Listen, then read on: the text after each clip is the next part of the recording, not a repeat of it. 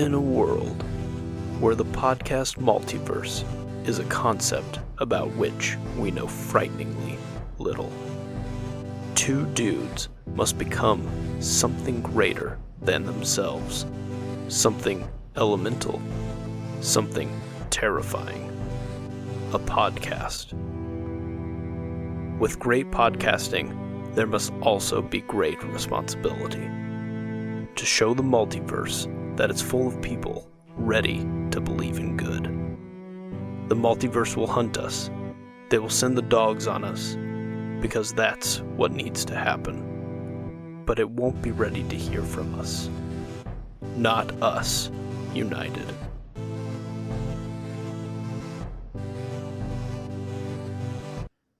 On this episode of Movies We Love. That's Dun my dun dun. intro. Dun dun dun dun dun dun. Have you ever heard of this little ditty called the Grand Budapest Hotel? Diddy, I have. Oh, okay, Oh. good. I thought you weren't gonna answer me. No, this is a Nick only podcast. Oh, God. I'm just here to support you. Just We'll- asking the people. We'll cut my mic out, and you can just Hey, remember the one time Grand Budapest? So yes, this week we'll be talking about another movie we love. This is the Grand Budapest Hotel, released in 2014, directed by Wes Anderson. Couldn't have From said the it. West Side. Couldn't have said it better myself. Actually, he was born on the South Side. That's what most people don't understand. Oh, my bad. Yeah, Westy from Southie, you know. He is not so Slim Shady. All right. Yeah. Well, I think we peaked. We did. Yeah. That was an amazing intro, and you all should just be done listening to us at that point. Yeah. No, the reason this movie came up was we were looking at our schedules, and we're like, What's a movie? and I remember you like played it safe, and you're like, maybe we could do this movie or this movie. And I'm not going to say those because they Might could come be up. future episodes, but I was like, yeah, Michael, we could do those, but like, what if we did ones that had like a little more heart? And I remember like there was a new twinkle that was in your eye, and you're just like, heart, you said? Awakening? And I was like, no, I'm like, let's get like creative, you know? Like I kind of want to like, You wanted something weird. yeah, and you're like, Nick, like, and it was like a caged animal finally being free. You were just kind of like, you want me to like say some movies? And I was like, yeah, like anything. And you're just like, I'm gonna get weird. And I was like, okay. You're like, all right. And then you named off like 10 movies, and this was one of them. Yep. And I was like, well, of course. I literally have the DVD. Haven't watched it yet. I'll check it out. So. Yeah, this is even I guess I don't know if this is one of the safer weird ones. It's just like I think more people know this movie, but it is Wes Anderson, so it is very quirky. It is very like Yeah. Was this his most decorated one though? Probably. I think so. I think it won the most. Yeah, I think it's the most well known. Which I think is deserved because I think it's probably my favorite. Yes. There's this interesting, and I know this is just his style, but the movie almost plays out as though you're going on different sets of like a stage production. Yeah. You know, it does truly feel almost like it's theater. Yeah, I think one of the things that I love about Wes Anderson's movies, it has that kind of like weird theater feel where it kind of feels like cardboard. I mean, like a good way. I don't know how to describe it. He just has this look to it where it just feels like this like it's this very whimsical look to all of his movies, and just kind of like everything's quick, like quick jabs and like quick reactions, quick like vehicle movements, and like just it's all quirky, it's weird, and like it just has like this, it has this style to it where like it's not a normal movie. Yeah. I don't know if I haven't seen all of his body of work, but I also just feel like every scene is full of something. Like whether it's overly decorated or people are just doing a bunch of stuff. And there's also just a lot of various different like shot lengths. Yeah. It can be like grand in that like the person is taking up literally 1/100th of the screen. He's just capturing this huge picture, or it's like right in their face, and it like just goes back and forth and back and forth. But yeah, it's not like breaking the fourth wall, but there is some of that that's kind of it's like close. It gets as close as you can to be like kind of cheeky, kind of funny. Like reaching limits of like Monty Python, but not like hitting those limits. Correct. But like there is like one of the things he does very well is like symmetry. He's very well known for like having very symmetrical shots and very much like that. It like creates like this world of like everything is kind of like perfect on both sides. Yeah. And so that kind of creates this weird like unrealistic, whimsical world that he just kind of dwells in. And then he has like those weird shots where it's like big establishing shot and like like kind of like artsy crafty cardboard cutout of like the hotel, right? And then like a little trolley moves up along it, and just like it's just so like I can't think of more words than quirky and whimsical, but like it's just like that is like the pinnacle of like how I would describe Wes Anderson. And it's just like heavy dialogue, like quippy, pretty quick paced. Too, very quick paced. The camera movements are quick, and when they want to be deliberate, they're very like slow, and like the camera movement can almost be in itself kind of comedic. Yeah, because like someone will say something and they'll do like a slow pan to another, and they'll say something and they'll do like, or they'll do a quick pan to another, and do like avoid cutting. He does, it seems. Like, well, it's like a cut. It could be like a cut within that hiddenly, but like true. But like it's like a zoom, like like you see like the blur of movement as something happens, like response, and then a character's movement and response, and then sometimes it's a slow response, and then it's a quick response. It's like there's a cadence to the editing and the cinematography that his movie is very unique. Yes, agreed. No, I like it seems like if he can keep the camera on as much as possible, he will, or he'll like flash to something to kind of change it up. But like this scene, we have it on in the background. At the moment, he just did like one of those. He's literally done a full 360 with the camera, so he is set up somewhere, and that means that the whole set around has to be built so that you don't see the camera set up, but you're seeing just the full shot. So this movie's crazy. Tell me about your experience watching it for the first time. I told you to watch this movie.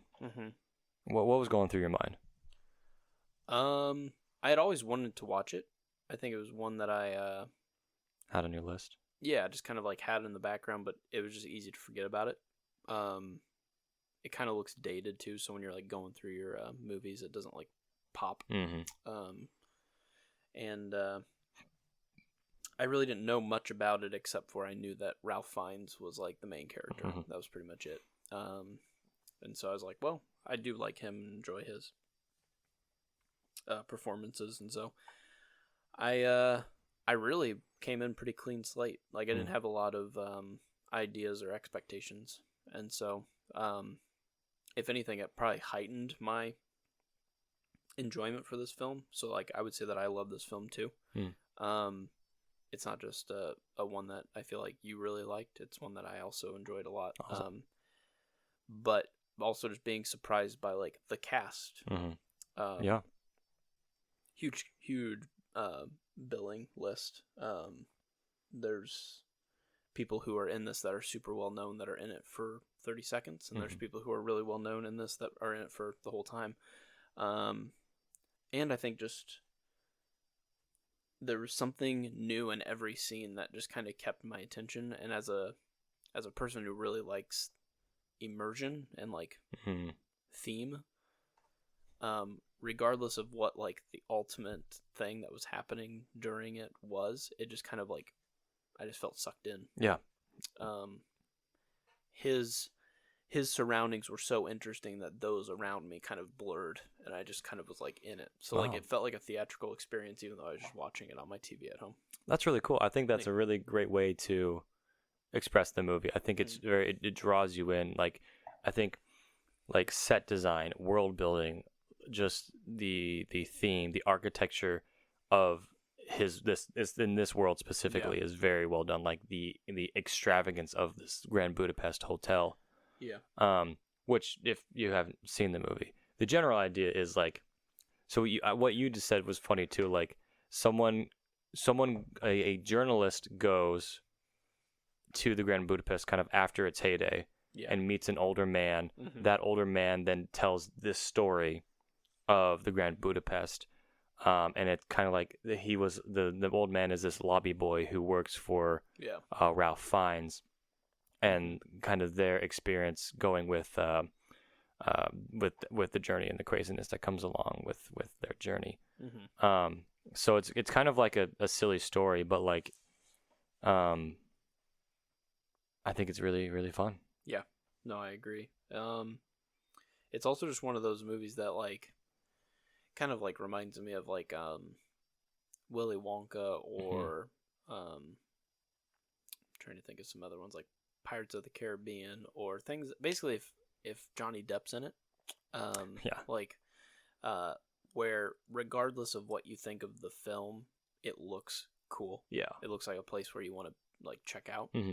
And I feel like he was able to do that in kind of this neat.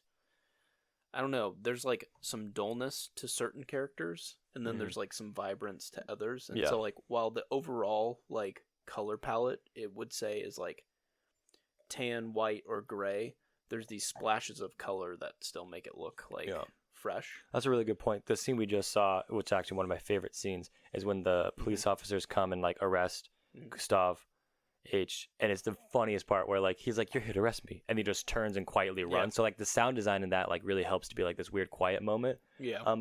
But to your point, like the lobby is all kind of red, and then the browns in the top, and then the purples of the employees, and then the police officers, the kind of bad people in the scene, are just that's kind of dull gray. Right. And so like color wise, it just pops. And right now he's in the prison, which he is gray. And so like maybe that's a form of character development of like now he's muted in this dark time, and then he becomes more vibrant when he's free. Yeah. No, that's true. And I think the other thing that I would say, like Wes Anderson films, or at least the few that I've watched, they just look really well lived in. Like if they truly did design this, I'd have to look it up. Like maybe they are just in like a actual prison, or they're actually an actual hotel, but like there's scuff marks. There's like a cup that's only filled like halfway, and like there's just like weird like little touches that just feel like this just feels real. It doesn't feel fabricated. Like what he's doing here, shot wise, is you see a lot of front on talking. You don't see like a lot of like there's no different angles. There's different angles. That's where it feels kind of like weird and stilted, and that gives like this weird like kind of vibe to it. It also makes it symmetric. Yeah, and makes it that symmetric. Like you have like the lines and you have the walls. Another funny scene is like he always has like you say stuff in the background. There's like scenes where Gustav is like writing a letter to Zero, and there's just like guards on one side of him and then prisoners on the other, and it's just like this weird like why would you set it up like this? It just like feels so funny.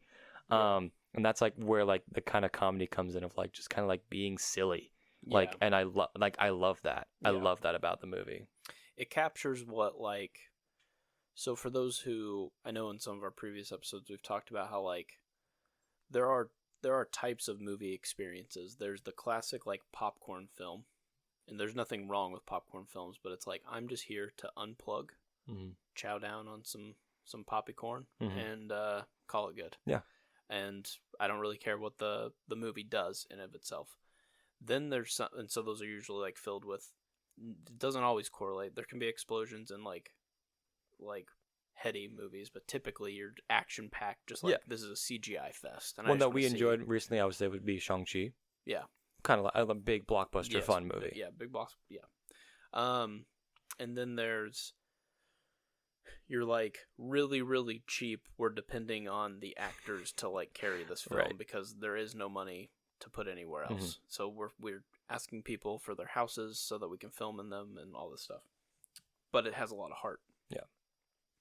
This is one of those where I would say it's like a theatrical experience in that like this is like the equivalent of like a picture book movie. Wow, that's a great analogy. You know what I mean? Like this feels almost like an animated film in real life or something. Like there's some like it's like a live action animation, which is weird, you know. But there's something about it that just is like, what if every shot kind of looked similar to like a painting or something, or like claymation or something like that. Like it just feels.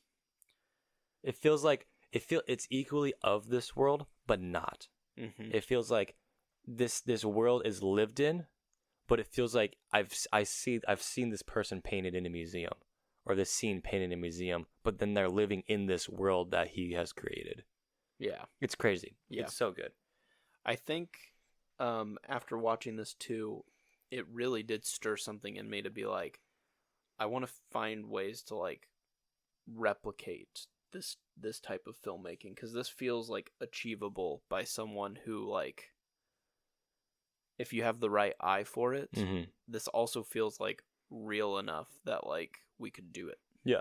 You know what I mean? Like, it doesn't feel like I need to have like a car with a giant like steadied camera to do these huge shots. Yeah. It's like, no, I think like if you had a dolly and a tripod, you can do those I turns. can literally just do the turns, but like it's more about the set and less about like the equipment that I have, you know? Like, if I can make it look like a great shot, all I need is a straight up like just something holding my phone so that it can focus well. You know, that's pretty much it, you know. Not taking away from him. I just think set design's so well done that he doesn't need to do these angled like things. It's like, nope, I'm already interested, because you have 80 guys making eye contact with the camera, and it's just like, whoa, this is just weird. This is a shot. Yeah, you know. So I think it's beautiful. Yeah. I think we talked about Ralph Fiennes, probably the best performance in this movie. Yes, I would agree. Do you have any favorite lines from Mr. Fiennes? Any favorite lines from Mr. Ralph Fiennes?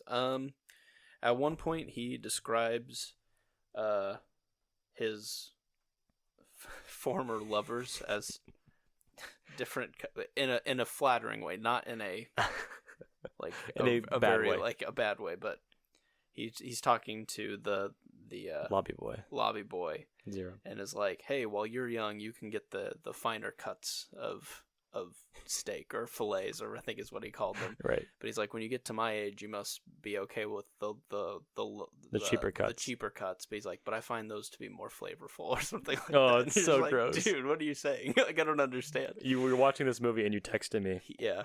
And you're like, man, I love watching a movie where Voldemort talks about the women he's had and comparing them to steaks. Yeah. It's just like, I don't understand. And he honestly is a romantic. So like, he says it as like everything he says is like poetry. And so while I don't view women as pieces of meat, I don't think he does either. He sees it as like I get to, you know, have savory, you know, like meals with these people, you know, kind of a thing. And you're just like, this dude's crazy. He has this outlook on life where he has such an optimistic view. Like, and even like when he gets pulled over by the police, he's like, everything's fine. Even like spoilers, but we're gonna talk about spoilers. When he dies, like he just has like this, like he has this optimistic view up until that point. It's like, oh, what's happening? And then he's killed. And so it's just like, it's that like upbeat nature that he has that gives like this kind of breath to his character and this like really joy of watching his performance. Yeah. No, I'm with you. I also like when he says candy ass. That makes me laugh. His cadence is really good when he's delivering his lines. Like, candy ass. Candy ass. Just like, yes, all right. I want to find ways to use that more often. Lobby boy. Yeah. Yeah. Never be a candy ass. It's like, that sounds okay. Yeah. Yeah. All right. Sounds good. Like, it just, I don't know if that's like if that's more of a British term or something. I think so. Yeah. I've just like, I've heard it rarely. I haven't heard anyone like that I personally know say it, but yeah. Agreed. And I've never been called a candy ass, but I feel well, you're like about to, Nick. Maybe I have been a candy ass before. I don't know. After he's talked about it, so. But no, I mean, he just has some interesting lines, and I just think he's a funny character. He's literally taking care of, this hotel as the best, you know, like caretaker for the entire place, but he also is having these affairs with just all of these older rich women. Yeah. And you're just like, what is going on? Yeah. So as a person who's like mostly known Ralph Fiennes from like Voldemort, it was a little bit of a shock to be like, oh wow, he's all right. So I just sent it to Michael. I was like, did not think I'd be watching a movie where he's just like sleeping with a bunch of old ladies. Granted, it's like not even really in the movie. It's just implied that he does this. But, right. And you said, I think, an interesting point. Like it's kind of implied that he does it for like the inheritance, but also implied that he like does genuinely care about these people. Yeah, it's like he has so much love to give. Yeah, literally. That he ends up getting written into like a lot of the wills of these dying like ladies, and you're like, this guy's a total piece of shit. And then you're like, oh no, they've all felt love from him in their like last years that they're like, you deserve. Yeah. And so like in some ways he's cared for these women more than anyone else has in their lives, so that you end up kind of like rooting for him because he's like, I just love. And you're just like, whoa, this guy. So it's just an interesting character. What about the performance of Zero? My boy, Flash Thompson. Flash Thompson, not his real name. Not his name. Yeah, I need to watch more stuff that he's in because he was great in this, and I feel like is kind of wasted in like a Spider-Man. Oh, 100%. It's like, oh man, it's too bad that you're in this universe. I wonder if they've like promised you to be something bigger in the MCU. They just haven't let on to it yet. But he's great in this. His name is, I got it almost here. Where is Tony Revolori. Revolori. Yeah. This was my first experience with him, and then I saw him casted in Spider-Man. I'm like, sweet. And then he just doesn't have a lot to go off there. I thought he was great. I mean, like, you got like freaking Jeffy Goldie Blue. Jeff Goldblum, Willem Dafoe is in just Adrian like this Brody. creepy hitman guy. Adrian Brody, Saoirse Ronan. Saoirse Ronan, yeah. Saoirse Ronan. Saoirse, yeah, great in this movie. Everyone's just like, everyone is great, and I love the Bill Murray for a Bill Murray for a hot second. second. Owen Wilson, wow, for a hot second, that's amazing. But the relationship between Saoirse Ronan and Zero, it's just so good. It's just cute and genuine, and like their little love story is just so fun. It's so cute. Yes, she plays Agatha, and then the guy he's in the prison with him a lot, but his name's Harvey Kittle, I think, in real life. He plays Ludwig, but he's like the muscly, the big tatted guy, yeah. dude, but he's like always played like a gentle, like old man. He's just like this hard prison guy. Yeah, he's in a lot of. He was at least in Moonrise Kingdom too. He was one of the camp guys and stuff. Yeah, he seems to have Wes Anderson a cast that he kind of carries along. He does kind of carry, yeah. Yeah, like Edward Norton was in it for a little bit. Oh yeah, right. He's the cop. Jude Law. Jude Law's the guy at the beginning. Yeah. Tilda Swinton is like the last love affair that he has as this old lady, and crazy. Just good stuff. And it's kind of cool to think that like Hollywood, it's not all about the money. Like it can also be about like, hey, we really found good camaraderie. Like it almost feels like his movies are kind of like family reunions because he's kind of found his people, and then it's like, let's just get together and make another film. Yeah, it's fun. That's like, cool. Yeah, it definitely feels like these make enough to like get by, but it also feels like it always feels like a heart project. Like, yeah, it doesn't feel like we got to make a sequel to Grand Budapest because it did well, and now it's time to like make money off of it because it was really good. It's like, yeah, I wonder. Yeah. That's my biggest fear about the pandemic is what movies can be made now. Yeah. Well, hopefully French Dispatch does well. Yeah. Which is his newest movie. Yeah. But to your point, yeah. But yeah, I just think like what budget, because streaming can obviously generate some income. We've found if you do like the Disney Plus method of like pay us $30 and watch it. Or something like that, but I'm worried we're getting to the point where unless you're like a Transformers, Fast and Furious, Marvel, you can't make it to theaters anymore. When I went and saw Eternals, that was the most crowded I've seen it. Yeah, and that was we've gone at the exact same time, and you and I have gone to movies for about a year. Yeah, ish, right? Yeah. I think we saw a few things in the last winter. Definitely. But like we would go at the similar times, and when I went for Eternals, like there was a line almost to like the corner when when you walk inside. It was like 20 people in line, and I've never seen that. Yeah. Which is like crazy because like it was kind of like it was 8 o'clock or something. Yeah. And so it's just like that is also my fear of like where are you have your small budget movies, your small budget horror movies, your small budget like we filmed this in a high school, and like it's a high school drama. Like we did that. But where's your mid budget like these? Where's your mid budget like 50 million? Like like we just like have a really fun time, but we need to have a little money for sets and actors. Right. Like are those going to go by the wayside? Like it's either you make all the money or you make enough money because you spent so little money. And it's too bad that it's like it has to be a business model, like back when they used to make movies, you would have,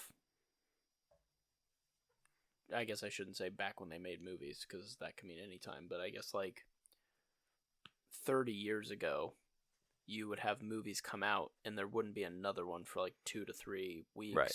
Or maybe even a month. Right. So you had your whole time at the theater. You'd have literally 28 days to make money.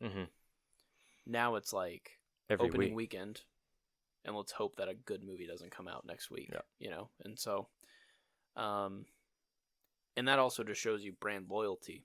The reason you saw Eternals, I don't know how many people are excited for Eternals for the Eternals in it. I think there's a lot of people going because it's a Marvel movie. Right. And so they've kind of got the snowball going where they're going to make, no matter what, they're going to make their money back. Yeah. It's just how much of their money are they going to make back? Like how many double their money are they going to do? Right. And so theater experiences are weird.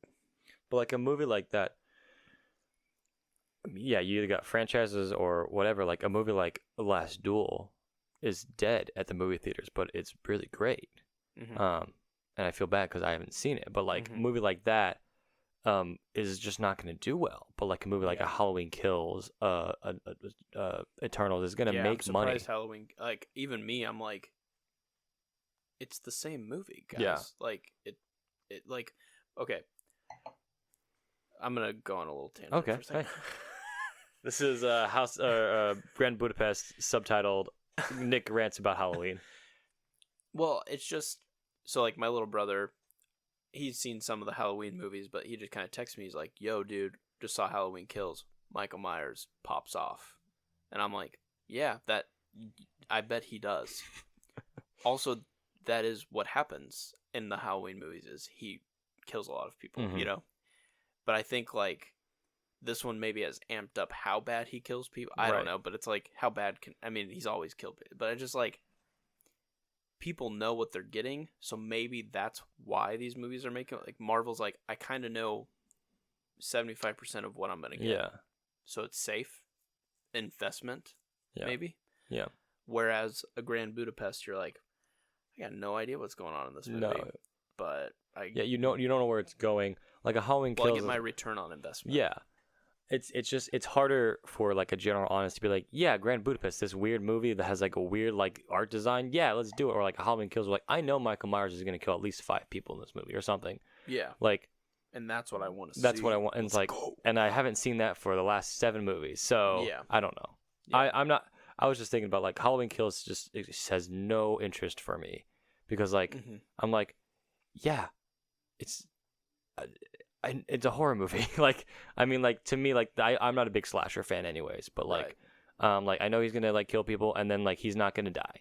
Like there's no, he's just like he's gonna be this indestructible, being that like won't die because they're gonna make another movie. It's like, so what's the point? Right. And so I think just like it would be great if movies didn't have to make so much or wouldn't cost so much so that they didn't have to make so much. It just feels like that's why we're going to kind of end up in this basket of, you either have to make a movie that costs $200 million and it's going to make $1 billion. Yeah. Or you have to make a movie that costs $10 million or less. Yeah. And there won't be a lot of like in between. Yeah, and that hurts because I love the in betweens. Yeah. Like some of my favorite, like the best movies of the year for me are usually those in between movies. Yeah. Where it's like $50 million, and you have like maybe like a cool sci-fi element or like a really. They got some solid people in it, but there's like not a whole lot of like production needed, like value needed. Mm-hmm. Yeah, so we'll see. Anyways, do you have a favorite scene in the Grandest Budapestist Hotel list? Probably. Oof. It's a tie between the prison escape and when they're traveling at approximately 300 miles an hour in a sled. A sled. That is my favorite hill. scene. That was just like so over the top, but beautiful. Yeah, that's if I could boil down Wes Anderson into a scene, it'd be that snow sled scene because it's just like pew, pew, and it's just like and there's music and just like the set design it looks like a Wes Anderson movie. So like I love that scene. That's my favorite scene.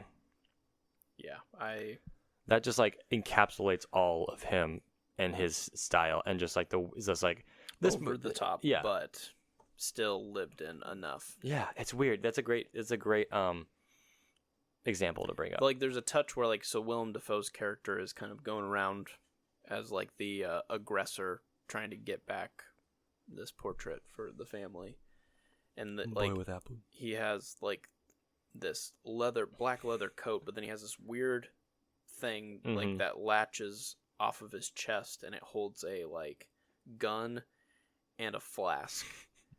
But it's just like, but it fits into his outfit, and you're just kind of like, what a weirdly specific thing to have, but also like, cool. Yeah. No questions. You know, just like, I yield my time. Good job, Wes Anderson. Like, there's just these weird touches.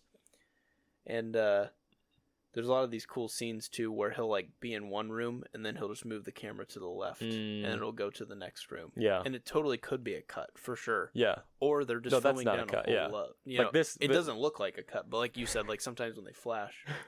And it's just like, there's like a scene like that. So like they carry this ladder and there's a solid 10 seconds of the ladder just going across the screen and just expressing the length of this ladder. And the weird thing about it is this is only an hour and 40 minutes, but it's a full hour and 40 minutes. Yeah. And like, you'd think like a scene like 10 seconds of ladder carrying, if you do that, 50 times throughout the movie, this is going to be exhausting. It's going to be too long. And he just finds a way to keep it crisp. Yeah. But still like... This movie moves, but I don't feel like a time was like, oh, I wish I had more time to deal with this. Like, this is like one of the things I love, and again, like the sequel stuff. This is a complete story. Yeah, it's done. Like, he gave us a complete story, and most of his movies are like, this is the story. Here it is. That is another refreshing thing. There is no Easter egg. There is no next movie. There is no setup. Yeah, it's just a here full it is. Movie. Like, this is a movie. This is how it should be. And like, yeah, the characters live on, but that's up to your interpretation. And that's like, look, I could like do so much in this universe, whatever. Right. But like, this is the story. So I'm just gonna tell it to you. This is like what like the reason Eternals is hard because it's just so much setup and so much like it wasn't a movie. It was setup. Yeah, sometimes getting a chapter to a long book is rewarding because you're like, I'm putting in the time. I read it. There's different. That's great. Yeah. Sometimes it's also nice just to have like a short novella and you like read the whole thing. You're like, wow, that was refreshing. Right. It kind of took me out for an hour and a half. Now it's gone. It's done, And I am realizing too now like how short an hour and a half really is for storytelling. Yeah. Now that we're getting some of these TV shows that are really like making use of like 8 hours. Yeah, I mean, it used to be like the main way to tell a story. Like the best A-tier way to tell a story is a movie. Like TV show was considered kind of like B class. Like if you were an actor on a TV show versus an actor on a movie, it was like between being like kind of all-star and like minor league or whatever. Minor league. But now you're starting to see like, no, because people are wanting more character development and more plot, those types of things. You're seeing, I think TV shows get popular, but if you can tell a complete story in an hour 40, you have my respect. Yeah. Because that's amazing. And make me care about something, that's a miracle, I think. I mean, that would just have to be so structured of like, think of how many little scenes that have to happen for you to care about somebody, all while trying to trickle in a plot. Within that amount of time, it's insane. It's crazy. Yeah. So I have a lot of props for movies like this that are under 2 hours. And get you to care about characters and like get you that. to care about stuff. No, So that's a great point. I agree. Oh, man. It's just a really good movie. It is. Do you want to read some lines? I know you have some lines to share with me. I I thought you had something. I mean, I have... Let's see. They're all so funny.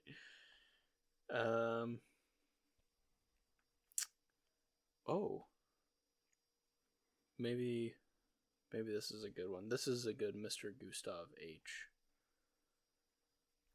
When he's speaking to literally a corpse in front of him. You're looking so well, darling. You really are. They've done a marvelous job. I don't know what sort of cream they put on you down at the morgue, but I want some. But I want some. Beautiful. It's so good. Little moments like that, just like, I think home run, Ralph Fiennes kills it in this movie, but everyone else around him like also does like so well. Be curious if he got nominated for this because he was good. This was also nominated for Best Picture. It's got a few noms, I think. Yeah, nice. There's few correlations or like intersections where sometimes like an Oscar pick does get it right. Mm-hmm. You know, there's definitely sometimes when it's just like, okay, like you picked the Oscar pick. Yeah. Like you picked the most Oscar movie. Yes, it won in Best Costume Design, Makeup and Hairstyling, Music Written, and Production Design. I would agree with all of that. Yeah, 100%. It's insane. 100%. And then it got nominated for Best Picture, Directing, Cinematography, Film Editing, and Original Screenplay. No acting, actually, awards. Insane. That is a little odd. Do we know what the best picture of that year was? 2014? Was that Spotlight? No, Spotlight would have been the year after. Let's see. I don't know. So this came out in 2014, so it would have been best of 2015. We'll see. We'll see. But I don't know. I guess if you haven't seen this movie and you listen to all this, I'm going to spoil it too. But there's not really much to spoil. But if you haven't seen this movie or have a friend that hasn't seen this movie, I think you just got to highly recommend this movie. I think it's, even for people who are like, oh, it's kind of like, don't like the Monty Python kind of silliness. I think this like has like a world building that is enjoyable, but also can be just entertaining. So maybe now my Isle of Dog picks doesn't look so bad on the movie draft. I'm just gonna throw that out there. There it is. Birdman won Best Picture. That makes sense. So that's an Oscar pick for sure. Yeah, a good movie, but and the actors' roles were pretty good. Mm-hmm. So it was Eddie Redmayne in The Theory of Everything. Mm-hmm. So he played Stephen Hawking. Steve Carell from Foxcatcher, where he played the creepy wrestler guy. What a movie! The movie's insane. Yeah. Bradley Cooper, American Sniper, Benedict Cumberbatch in Imitation Game, and Wow. Michael Keaton in Birdman. So, dude. Yeah. So Ralph Fiennes like, God bless you. You were in a comedy, so no one's gonna take you. I think he got a Golden Globe knob, but maybe yeah, that's a tough crowd to go against. Holy cow, that was a good year. That's our next spoilers for next year's movie draft, but that's gonna be a good year. Yeah, because Oscars 2015 means 2014, so movie draft. Movie draft 2014 is gonna be spicy. Mm-hmm. That's spicy. Yes. But I mean, okay. What do you think? Anything else do you want to say about this movie? I think I would recommend this to everyone, and I think it's okay if you don't like it. You tried, but I will say, like, there's something incredibly pure and authentic about this style of filmmaking, where it does truly feel like there isn't a agenda of I get to be paid money to do this, so that's why I'm here. Yeah, it feels like there's a level of authenticity to this film, where there's a difference between we showed up to do our jobs and we showed up because we love to do this. And this movie feels like everyone showed up because we love to do this. Yeah, I think that perfectly encompasses my feeling of this movie. Like, it just feels like there's a care in this movie. Yeah. It just looks like people like care to make this movie. Yeah. And that's like, we have a love for cinema, and that feels like these people share this love for cinema. Yeah, this is the reason why like underdog stories are so popular. I feel like it's like these people loved playing the game. They just weren't the like. I feel like sometimes we tend to go, well, they said this team's the best, and it's like, yeah, but did that team have the most fun? Yeah. You know, like I grew up in a high school that didn't always like compete top tier with everybody, but the year that I got to be a senior on like my basketball team and stuff like that, we like had this like camaraderie that like everyone was like infected with. That like we actually did have a very successful season, but like it wasn't because we were like the 6'10" beasts that were just slaying it. We were just like, we all work together as a team and we know our role. This feels like that, where it's like everyone just knows their job and they did it because they love doing it. Yeah. So that's great. But if you want to watch like a couple performances that pop off, then yeah, you have your American Snipers, your Birdmans, and your Theories of everything. Well, that also feels like, yeah, like when I think of those movies, I think of, oh yeah, Bradley Cooper did really well in that. Yep. I would think, oh yeah, Benedict Cumberbatch did really good in Imitation Game. Yeah. Benedict Birdman, a lot of Benedict, Mr. Man, Cumberbins. Yep. But this is like, yeah, Ralph Fiennes is great. Everyone else did great, but also this world is great, and this love, like I'm sure, I feel like the director, it just feels like such a different. You're signing up for something a little of a different beast. Yeah. You kind of have to love to be there, I feel like, to be a part of a Wes Anderson movie. Yeah. I just don't think that, like, you're getting paid top dollar to do those movies. No. I think you're probably getting a pay cut, and there's some artistic differences to these films that, like, you just kind of have to vibe with. And if you don't, then it's like, that's okay. Wes Anderson also strikes me as a guy who's like, oh, that's totally fine if you don't want to be in my movies. I know my movies are going to be fine. And I'll just take whoever I can get. Yeah. He's like, I'll be fine. Yeah. Would you rather be like an assistant in a Wes Anderson movie or in a Fast and the Furious movie? Oh, Wes Anderson. Yeah. 10 out of 10. Okay. Yeah, I have no interest in What if you had a speaking role with Vin Diesel or with Ralph Fiennes' Mr. Gustav? Oh, Ralph Fiennes. No. 10 out of 10. Okay. Oh, yeah. More than the Vinny D? More than Family? More than Corona? I mean, here's what I would say if I got a chance to talk to Vin Diesel. I'd like shake his hand and I'll be like, we're blood brothers. And then he'd probably say something like, yeah, we are. That's my hope. That was the best Vin Diesel impression I've ever. Yeah, we are. Yeah, we are. He'd be like, it's all one word. Yeah. Just an absolute beast. God bless you for saying I am Groot and just getting paid more money than I'll ever see in my lifetime. God bless you. He said 3 words. Ugh. The only thing that infuriates me more is high school referees. Anyway. That tells you a little bit about me. That's a story for a different time. We talked about basketball in that little. I've got some beef for referees, dude. It's like you get paid to not do your job. I love it. Anyway, that's my review of referees. Absolutely hate them. Anyway, oh my goodness.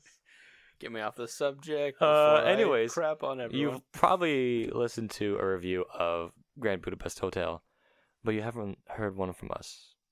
Not Us United. No, you haven't. Bye, everybody. Thank you for listening. Boom. Boom. You've just listened to Not Us United. You can find us under Not Us United on Spotify, iTunes, and YouTube. Please leave us a review and consider subscribing to our podcast. You can reach out for future podcast topic suggestions at notusunitedpod@gmail.com.